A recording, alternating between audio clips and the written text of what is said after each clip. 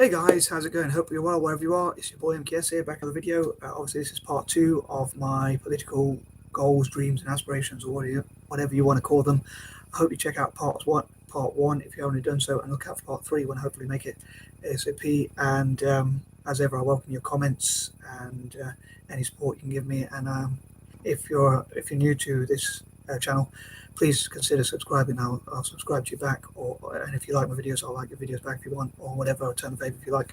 Anyway, I keep thinking, I'm not sure if it's because of my dyslexia or my mental health problems or whatever, but I keep thinking I'm forgetting stuff, or I always think I'm sure there's something I'm supposed to remember, and it really wraps my brain, so I'm sure there was something I was supposed to mention in part 1. But anyway, I'll try and enjoy talking about my ideas, and as ever, I'd love to hear your opinions, even if they differ from my own, and I'd also love to hear, obviously, people who might agree with me on certain things and see how we can work together.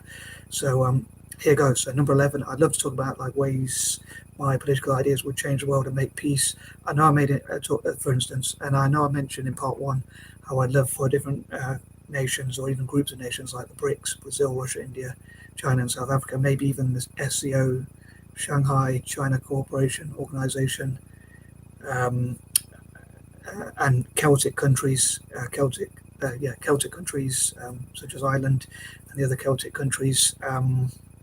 Some I might want to post underneath if you know what those other 7 Celtic countries are. But yeah, because of my alliterations, I prefer to call them the Celtic countries. But anyway, as I say, I'd love for them to stand for peace and look at ways like to help the poor in both Russia and Ukraine and around the world, and like to say be bipartisan and look at ways like help. Trying to find ways to give food and water and things like that to those who are afflicted by war, and including in Russia as well as Ukraine. Because I know people might say Russia shouldn't. I don't think Russia should have invaded Ukraine, or anyone should invade others, but unless there's a good reason, like if they're first attacked. But I think people should not invade other countries, other nations. So whichever nations they are, but. Yeah, but I think there are poor people in Russia as well who did not choose this military action. So I would love personally to support 10% poorest people in all possible countries. I think that was one of the things I forgot to mention in part 1. But yeah, so I'd love for, as I say, Asian nations, the B.R.I.C.S, African nations, maybe to perhaps host. I'm not sure if all of them could host events, but maybe they could all be in attendance. I think it'd be pretty cool if Turkey, which is not always known as being peace-loving or peaceful, could. As a supporter of Turkey, I'd love them to be as peaceful as possible, but as many Eurasian, transcontinental, generally Mid-Eastern and Mediterranean nations as possible, as well as the B.R.I.C.S or others, I'd love for them to host events which talk about what both sides want, so that they can look at how to make peace and limit this war as much as possible, end it as quick as possible. Maybe say once the war is ended, if the war is ended soon, then the sanctions can be removed as well. And from a bias point of view, I'd love to see Italian football teams and Celtic FC have as much investment as possible from the B.R.I.C.S, the countries involved in the S.C.O, all over Asia and Africa, and the Celtic countries, and that sort of thing. And hopefully I won't offend America too much by saying I think they've been a bit hypocritical with some of the sanctions because of the Iraq war and things like that. But and I also hope that nations or people around the world will help Iraq as much as they've helped Ukraine, which I think both need help,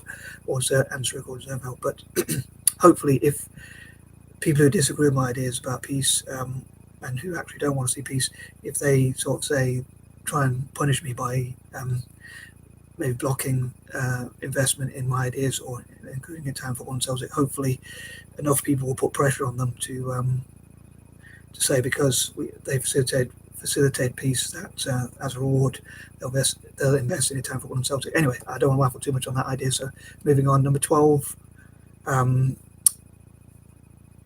would love to network with other people of colour or disabled people or disadvantaged groups, physically, mentally and struggle learn disabled people, and also interview black politicians as much as possible, maybe maybe even around the world through Skype or Zoom, and record on YouTube, so I can hopefully listen to them as much as possible and listen to their ideas and have something different on this channel, so that I hear them more than talking myself into a camera. But yeah, so I'd love to have so I can listen to black politicians such as David Lammy, Diane Abbott. I'm not sure if it's just a politician, or former politicians or whatever, and talk about their experiences, people like Dawn Butler and people like that, or also conservative or from different backgrounds as well.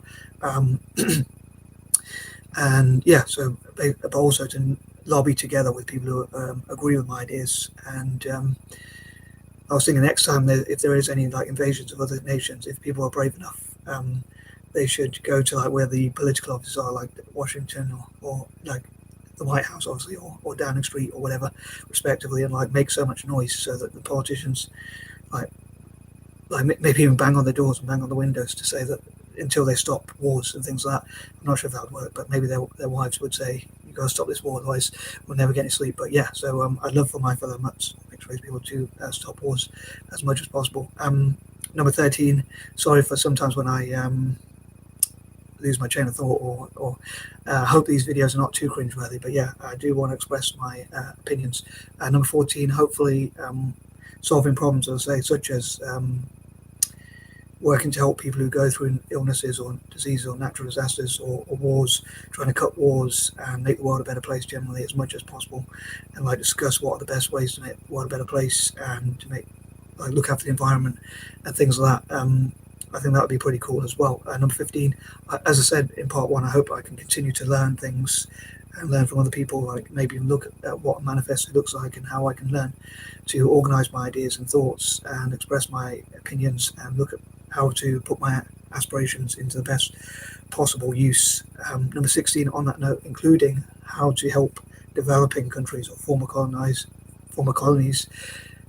countries, and that sort of thing, and looking at the case for things like reparations and looking at the arguments for and against. I know there are things like the Oxford Union and IQ², I think it's called, where they talk about debates, but I hope to have my own versions, and as well as sharing theirs as well, and maybe even one day appear on things like the Oxford Union debates and IQ² and things like that, and give my own personal opinions. So if any of them manage to stumble across these videos, I hope they will invite me.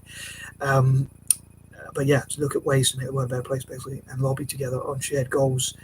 And I think even if you disagree on certain things, I think it's best to look at what you do agree on. So rather than be bitter about things you disagree with, I think it's like, what's the saying, cutting off your nose to spite your face. So I think that it's good to like look at what you actually do agree on, even if you disagree on other areas, so that you can work together on those areas which you do agree on. Like, for instance, I'm quite libertarian. I don't really agree with higher taxes or more regulations or things like that, as I mentioned in part 1, but I could work with someone like Jeremy Corbyn in terms of things like going against wars and things like that, which I think he did quite well. So there are some areas where I do agree with him on, as well as other politicians. I'm sure there are areas I disagree with, but also agree on, and I think it's good to sometimes agree to disagree.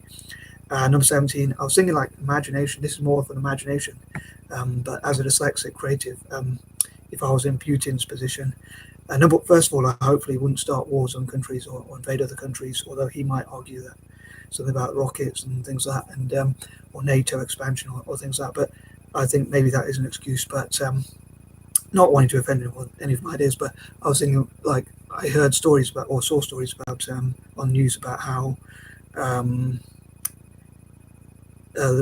Royal Navy, the British Royal Navy, obviously it's called Royal Navy, it's the British version. The British Navy, basically, which is the Royal Navy, was in some of the waters in Crimea, or how to pronounce it. I think that's how you pronounce it, Crimea. And the Russians didn't want them to be there, but they say international law states that they're not, they don't recognise it as being Russian. But they and that sort of thing. So I was wondering if Russia would.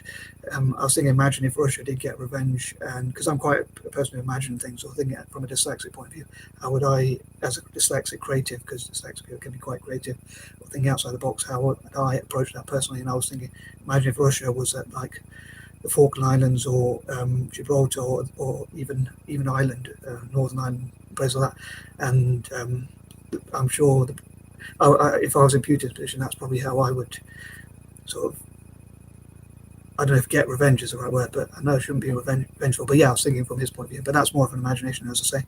Sorry if I'm waffling or going off point.